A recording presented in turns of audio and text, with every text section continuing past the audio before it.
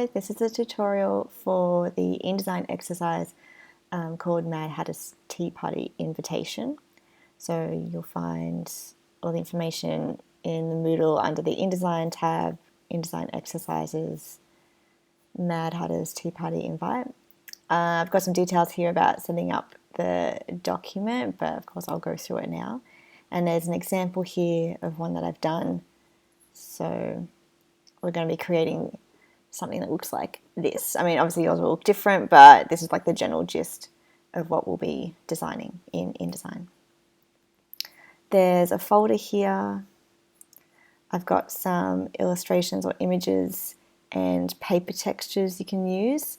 There's also a Word file that has the copy in it or the text. Feel free to use your own images, so you could use photos or scans from the Photoshop project that we did all the Alice in Wonderland stuff. So you can use those files, you could grab these if you like, or if you find some other ones online that you want to use, then you can do that too. So you can download that if you like. It's got, there's some paper textures. Also these illustrations. And then our Word file that has the text in it. So we're going to start in InDesign, create a new file. If you go over to the Print tab and then choose A5, the default's on picas, just change that to millimeters. You can double check, yep, it's 148 wide and 210 high. I'm doing this in portrait. Untick facing pages, since we're just doing one page. I mean, the facing pages doesn't make a big difference for this, but just to get in the habit of, unless you're doing spreads, you don't need to be using facing pages. I've just changed the margins to 10 mil. We might change them later on, but that's just usually a good place to start. And 3 mil bleed, which we talked about in the last tutorial about why bleed is important. So for this, yes, we're adding 3 mil bleed. And that's all you need to set up here. Click Create. And then we've got our A5 portrait page here. So quick recap, the white box is the paper or the page. The pink and purple lines are those 10 mil margin lines, and the red line is the 3 mil bleed. If you want to adjust your margin at any time, you can go into Layout, Margins, and you can change that here. Or if you want to add a column, you could do that here as well. So you can see that it's going to add a column in. You can change the gutter to whatever you like. I've got this preview ticked, that's why it's showing me. Or if you want to make the margins bigger, if you uncross this little chain, it links them all and will affect them all together. They're all the same measurement, or you can click on that again to make them different. I'm just going to hit cancel, go back to my original. Cool, so I'm going to start by bringing all my assets in, or all my little bits and pieces. So to do that, you can either have your window over here and then click and drag over,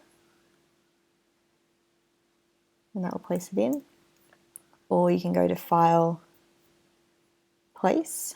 The keyboard shortcut is Command D or Control D on a PC.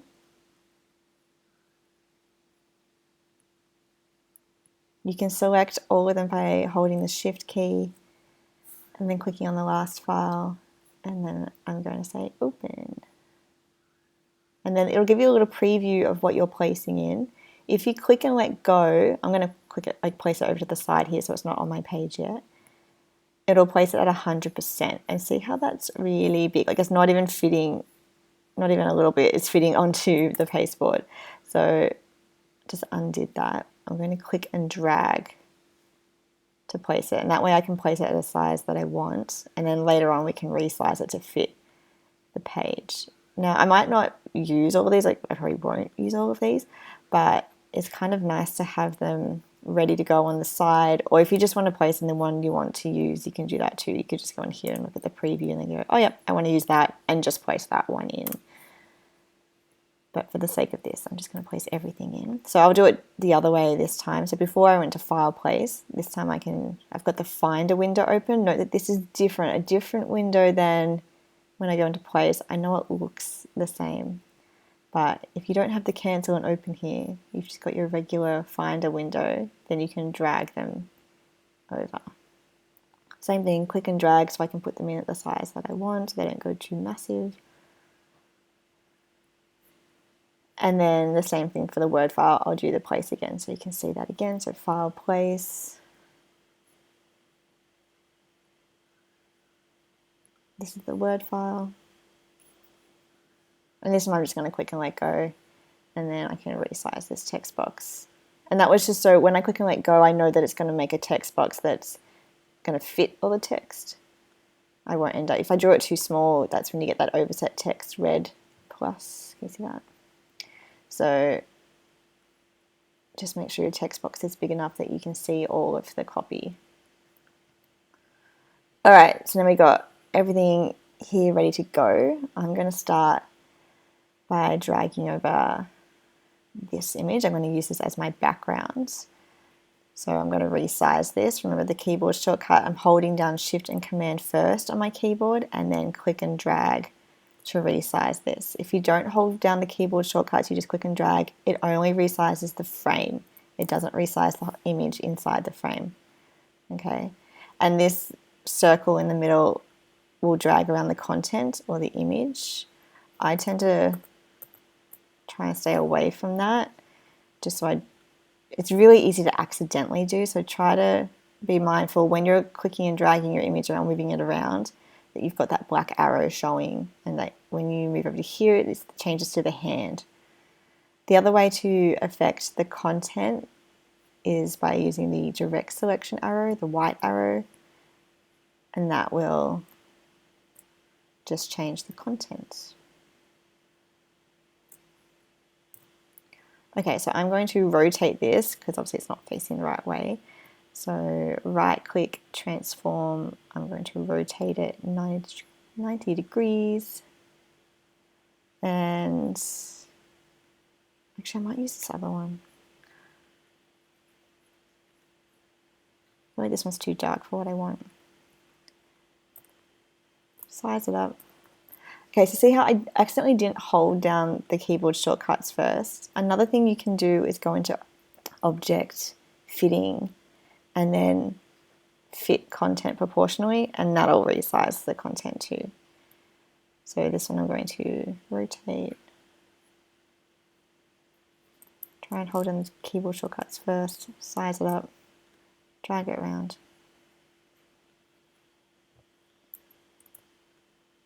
Remembering to bring it out to the bleed. So you can see down here it's not quite to the bleed. I want to make sure I'm going at least to the bleed, if not further. I'm going to hit Command 0 to fit to the page.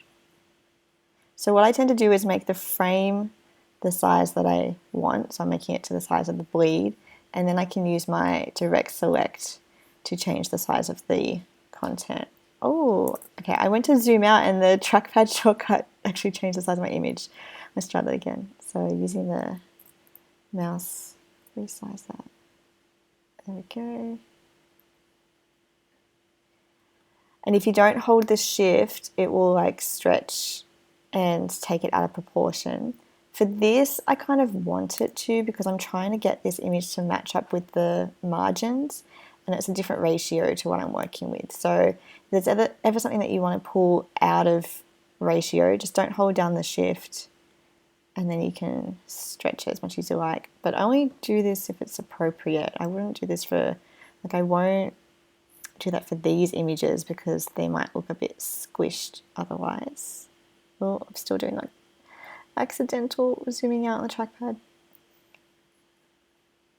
Let's just quickly resize that again. And I might actually, I'm feeling like when I bring this out to the margins, you can also use the arrow keys, so I can use left, right, up, down to move that around.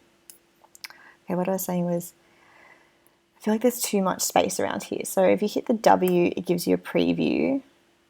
I'm going to make that go a bit more close to the edge. So either you could change the margins to say 5 mil, and that would change the margin. I tend to use the margins to line up my images and text. So for this, which I'm calling like a background piece, I'm going to use guidelines. So guidelines you can access from your ruler. So the top here on the side is your ruler. Click and drag on that to bring out a guideline. And then you get this cyan guide. So if I click on that, I can put a measurement here. I'm going for 5 mil. And same from the left-hand side, drag that in 5 mil. And then I'm going to do this corner. Now this corner, because the 0 point is the top left, so see the top left here, that's where it's 0 on the rulers. At the bottom, it's saying the size of the page, so 210 by 148. And I want to be able to bring something out 5 mil. So you can reset the 0 by clicking right in the corner here, click and drag to this corner. So making sure I'm going to the black line, that's the edge of my paper, not to the bleed. I want to go to the edge of the page. And then I can drag these guides in 5 mil, 5 mil. Or if you're a bit off, you can change it up here or type it in. Okay, let's get back to the whole page. Another way to resize this, so before I was using the direct select and then dragging it. You can also select it and then look at the percentage here. You see they're different because I took it out of ratio. But I can also click on that and that makes it bigger. So sometimes that's a nice way to quickly go bigger, smaller. The only thing here is see how it's moving from the right side. It's not going from the center. That's my reference point over here. So I'm just going to undo all of that. And then put my reference point to the middle over here on that grid. And then when I change this, it resizes from the middle. See the difference? Okay, so I might go to, we'll put in 13.5. And then I'll use my direct selection arrow just to line that up. Actually, I want to go bigger. I forgot I'm going to the guidelines now.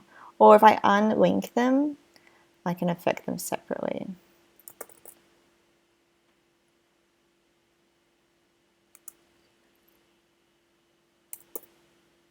Ooh, we want 14.5. Okay, that's looking pretty good to me.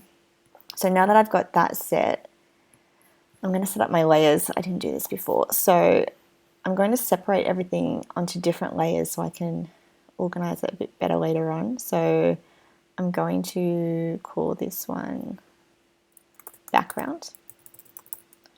And at the moment, everything is on that layer. So I'm just going to create a new layer and call it images. And then these three I'm going to put on the images layer. So there's a couple of ways to do this. So here, anytime you've got something selected, it highlights this little box. It even says indicate selected items. It even says drag to move between. Oh, it's so helpful. Okay, so I'm going to select everything that I want to move to images. And then if I click on this little highlighted box and drag it to the images little box, it moves it. See how they've got a red highlight now?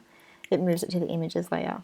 Another way, I'll just undo that, would be to select everything, edit, cut, or you can use the keyboard shortcut.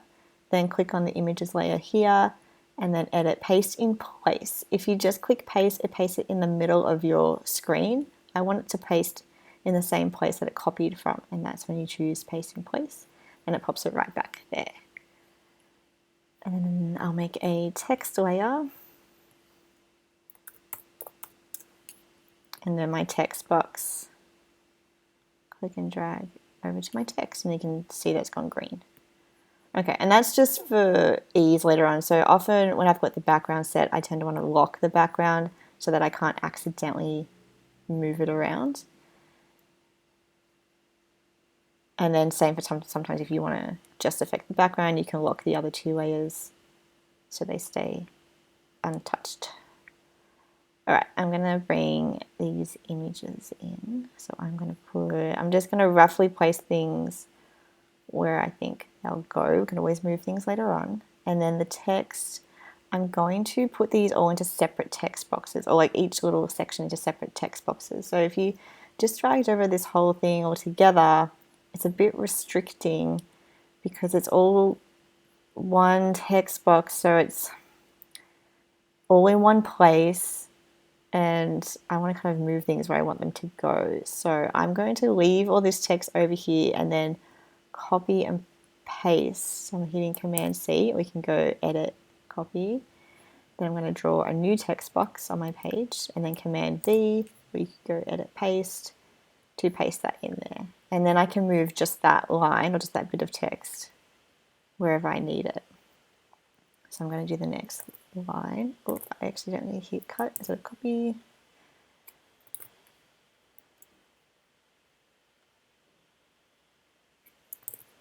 So I'm just copying and pasting, drawing a new text box.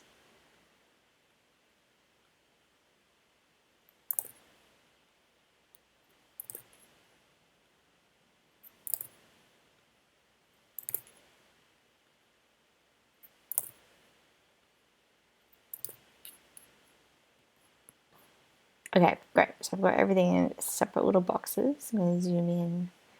And then we can select fonts. So actually a good thing to do before you start any of this is to just jump into Google or Pinterest and look up some inspiration.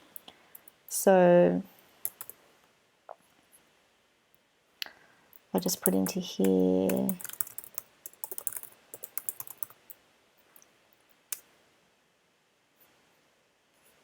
go into images, and then you'll get a whole bunch come up. So if there's any of these that you particularly like the look of, or you like the fonts or the colors or the images or any part of it, you might even just look up invitations in general. Doesn't have to be this specific, but just to get an idea of what do I want this to look like, or what are some fonts I could use that look nice together. So have a flick through, or you can use Pinterest if you like. Pinterest's got a whole bunch of awesome inspo. And then I'll also show you Adobe fonts. So I'm just going to go back to InDesign. So the next thing I usually do is start looking at fonts. So for me, the most important part on this invitation is Mad Hatter's Tea Party. So I'm going to make that bigger than the other text so it stands out. I'm just going to select all that, and then up here I've got my font settings. Let's just make that 30 for now.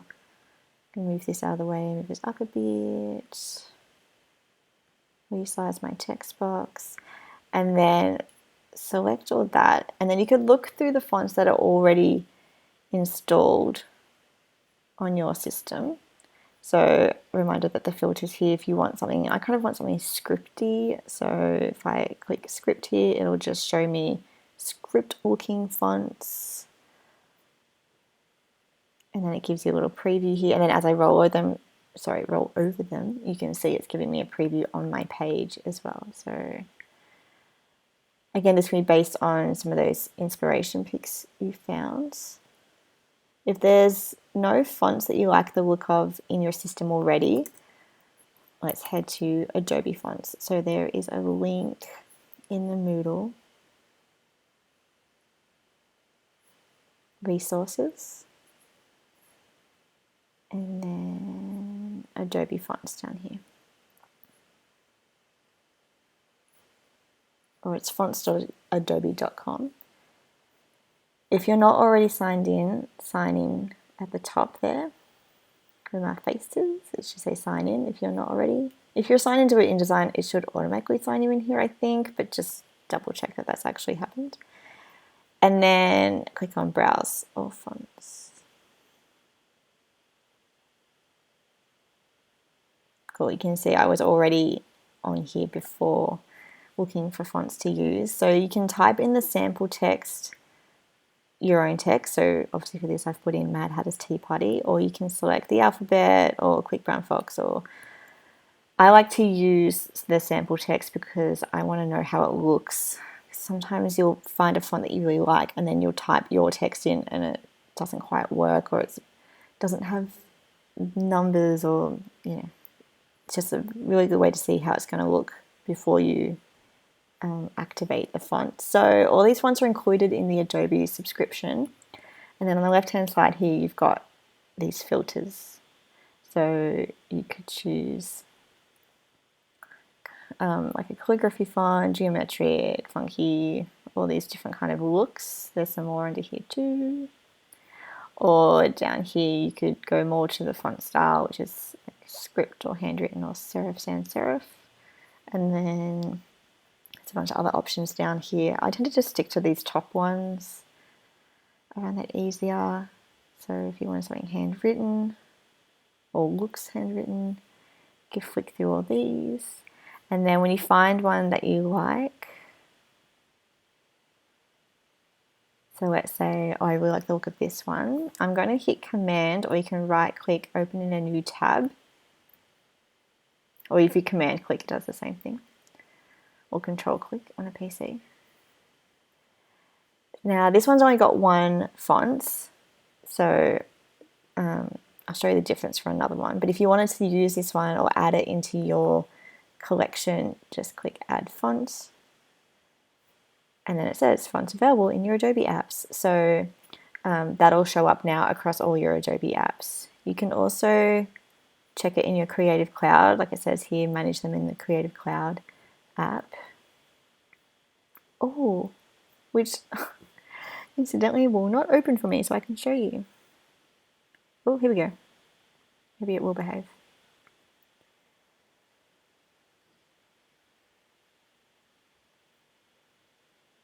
Or maybe it won't. So usually in your Creative Cloud, in the top right would be your little sign in icon. And then on the left of that, there's a few different icons. And then the F, there's like a lowercase swirly F. It says fonts. And if you click on that, it'll show you all your activated fonts. So, oh, it's coming. Usually I like to keep track. Like that's why I open up a new tab so that I can leave this open. And then when I go into InDesign and I go, oh, what was that font I just activated? And then you've got to like try and find it. Oh, what was the name of it? If you just keep the tab open and go, oh, I'm looking for this. And so you can just type that in here and then it pops up. If it doesn't pop up straight away, it might take a few minutes just to sync itself up. But there we go. Then we can apply that. But yes, like I say, if you've forgotten which ones you've just activated, the ones you're looking at, in Creative Cloud, oh, it's still opening.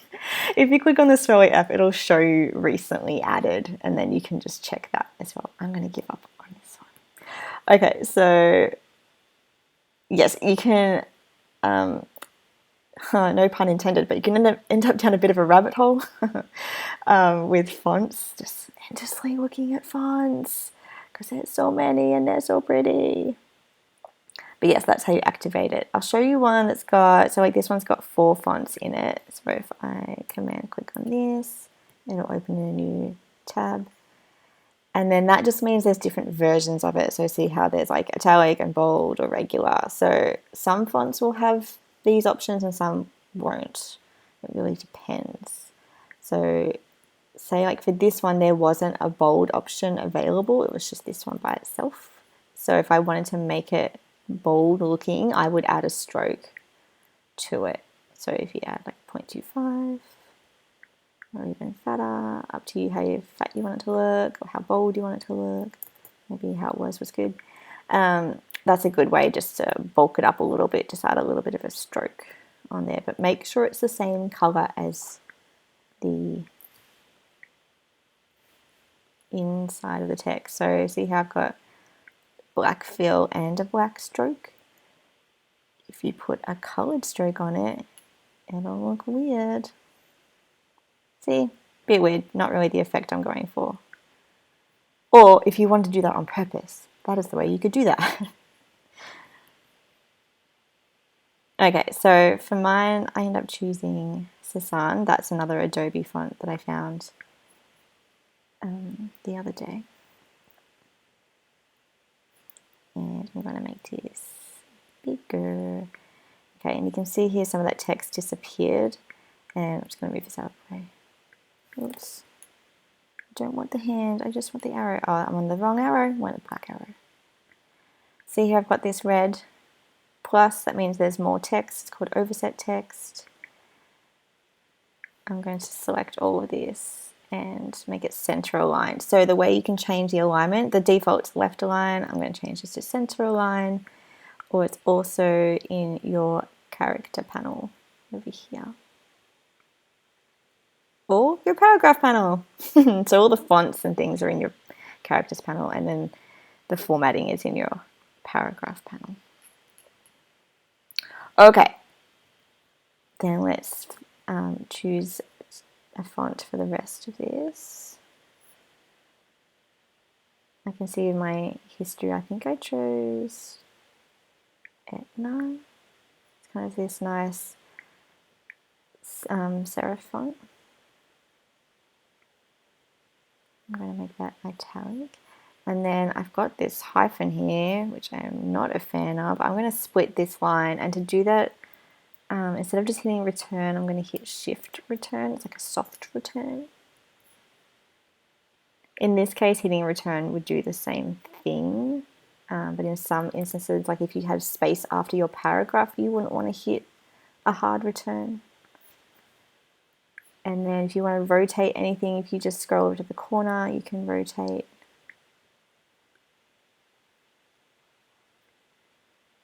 And then I'm going to choose the same font, but this time not italic. I'm just hitting Command A to select all, and then this time I'm going to use the Eyedropper tool to just copy that text, and then also center align. I might center align this one too. Eyedropper tool, click. For the first line of this, I'd like that to be italic, just to make it a bit different.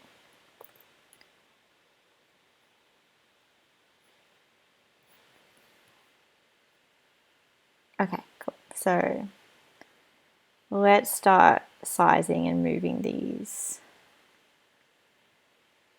Actually, I think I'll put these in the same text box. So I'm going to cut that and then delete. I'm just hitting the delete key on my keyboard.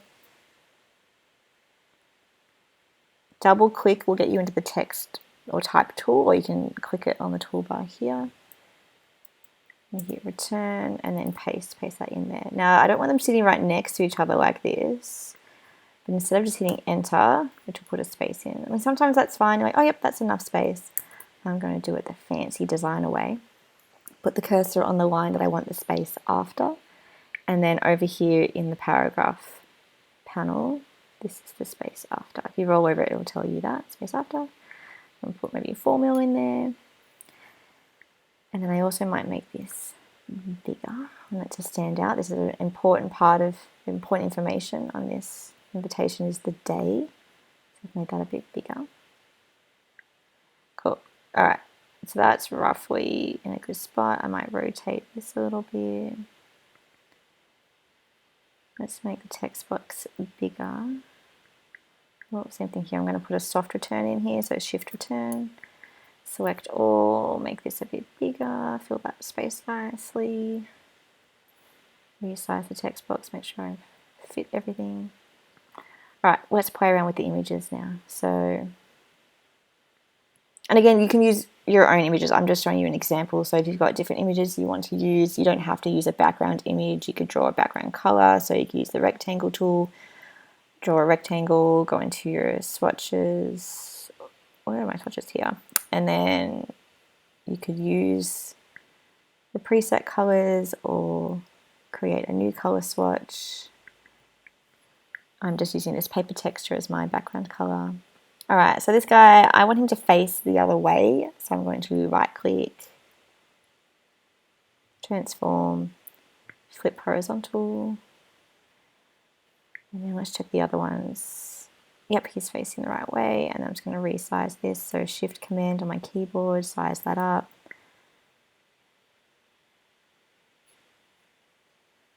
Same for this one, shift and command, scale it up. Okay, I'm going to show the whole page. At this point, I'm going to save my document. We probably should have done that a little while ago.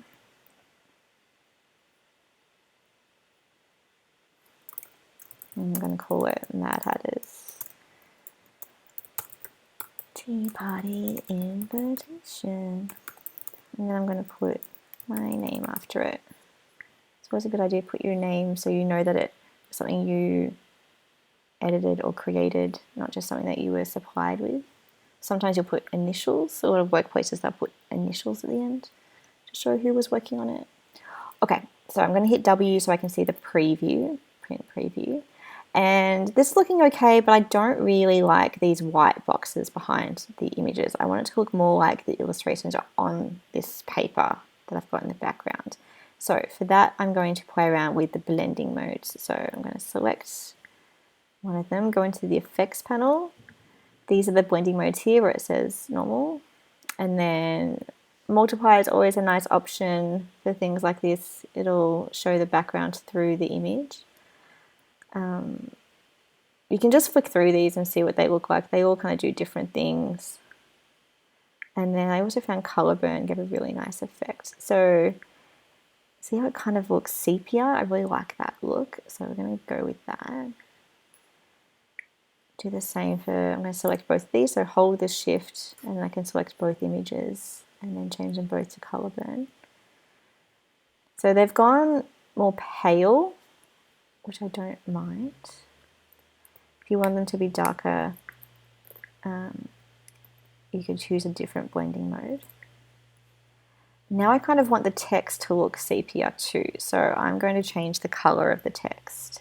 So select all of that. I'm going to go into my swatches panel, hamburger menu, new color, and then I'm going to make a kind of brown color here. So I've got the CMYK sliders here. If it's on RGB or any other color mode, just change it to CMYK. I find that the easiest to make colors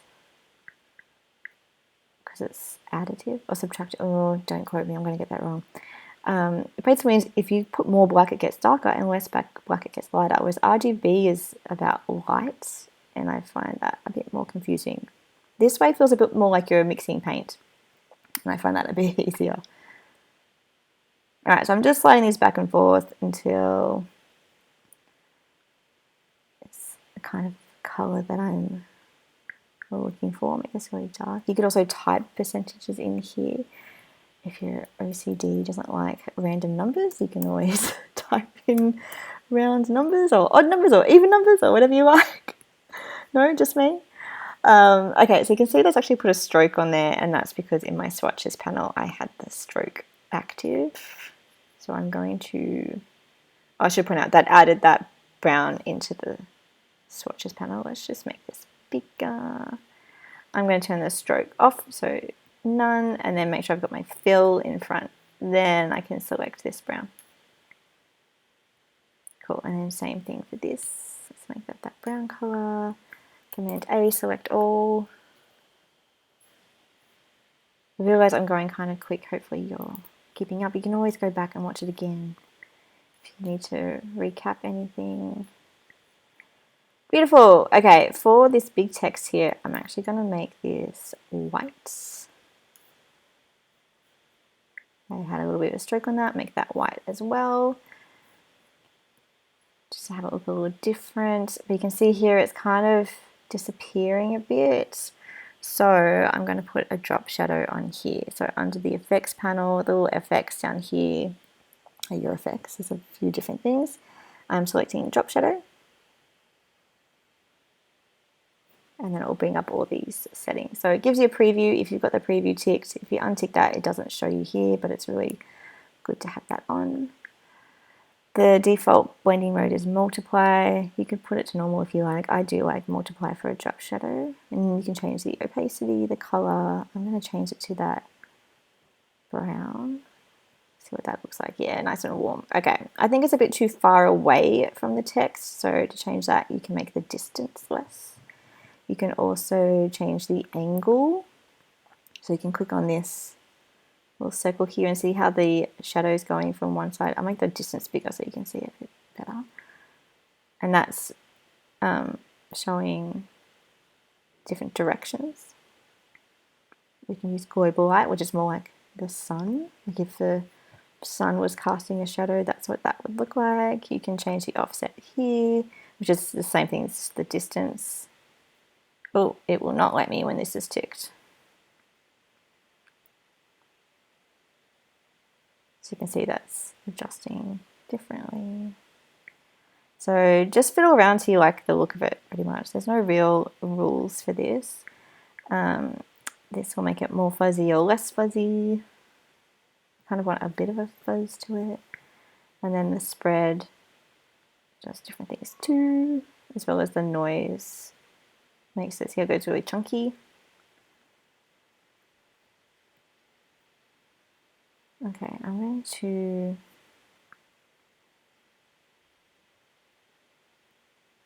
I want the shadow to be underneath. I think that looks good. And I'm happy with that. There are bad ways to use drop shadows, so just be careful with that. Don't put the same color drop shadow as your text is a general rule. So if I had this black,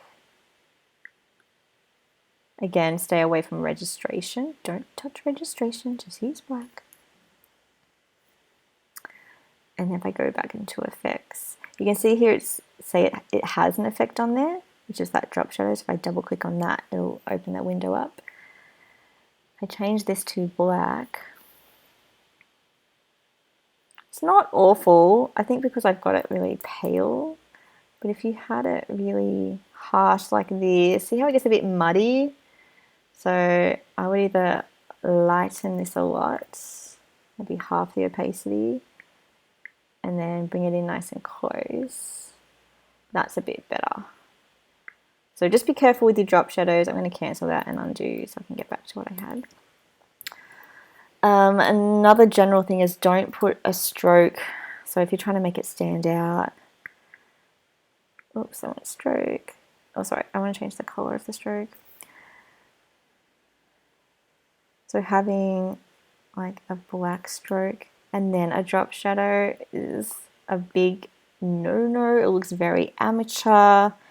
People who want, usually if you have like an image behind here and there was a lot of different colors and black text didn't work and white text didn't work, and we go, oh, just put a stroke and a drop shadow. No, do not do that. Do one or the other. Generally, stroke on text, don't do it. Stay away from it. A slight little drop shadow like this would be more tasteful than stroke on your text. Just from one designer to another. No friendly advice. Okay, another thing I'm noticing here that I want to change is the spacing between these lines. So that is this section here. So the top one is the size of the font, and this is called leading, the space between the lines. Is it going to tell me that? No, it doesn't. I thought if I scrolled over it, it might say it, but it doesn't. I'm going to make that a bit smaller. So I'm just using the arrow to tighten that up a bit too far. Generally, if I want them to sit closely, I just make it the same as the font size.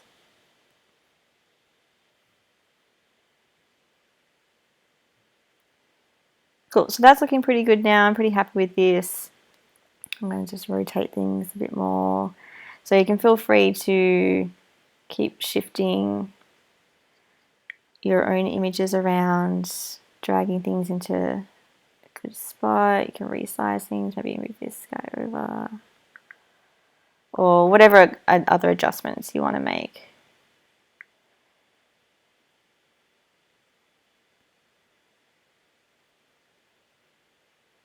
It's really easy to do in InDesign, is move things around and try different things. If you ever get to a point where you're like, I want to change things, but I also want to keep this, like I don't want to touch this, but also try maybe different colors or something like that, go into Pages, click and drag on your page here into the plus sign at the bottom. That will duplicate your page. So now if I double click on page 1, there it is. If I double click on page 2, it's got the exact same thing. So if I hit W, it also takes with it everything that was on your pasteboard. So here you might want to put like a different background image in, or change the colors of your text, or try different blending modes or different things. That's a really nice way to fiddle around with your design, but also keep your original idea intact. Okay, I think that was everything I wanted to show you. Again, just save your file at this point, and there'll be another video showing you how to export and set this up for print. So how to export a print quality PDF, and then how to step it up on an SRA3 sheet. So enjoy in designing your little invitation. If you have any questions, let me know. Thanks very much. Bye.